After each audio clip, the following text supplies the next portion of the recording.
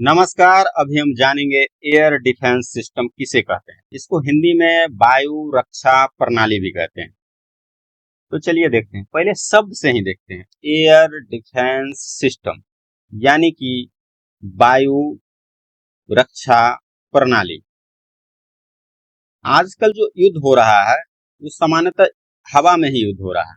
कोई भी किसी भी देश का मिसाइल आएगा तो हवा में ही आएगा, लड़ाकू विमान आएगा हवा में ही आएगा, ड्रोन आएगा हवा में ही आएगा, यानी युद्ध अभी हवा में ही हो रहा है।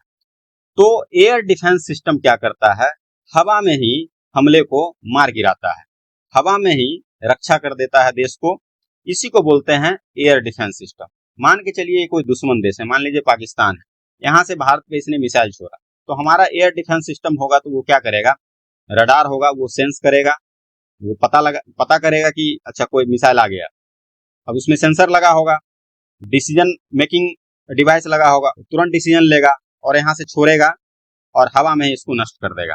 यानी कि एयर डिफेंस सिस्टम का मतलब हो गया हवा में ही दुश्मन के हमलों को खत्म कर देना, नेस्तनाबूद कर देना। उसी को बोलते हैं हम एयर डिफेंस सिस्टम।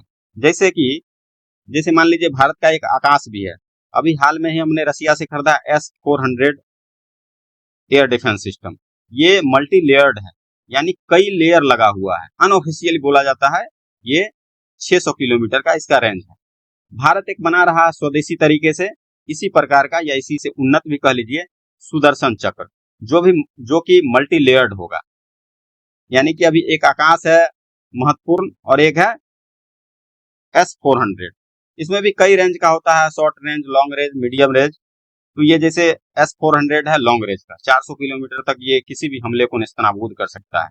तो एयर डिफेंस सिस्टम शॉर्ट में हम समझ लेते हैं क्या होता है, यानी वायु में यानी हवा में ही किसी भी हमले को डिस्ट्रॉय करना, खत्म कर देना, उसी को बोलते हैं एयर डिफेंस सिस्टम। तो चलिए अभी के लिए इतना ही।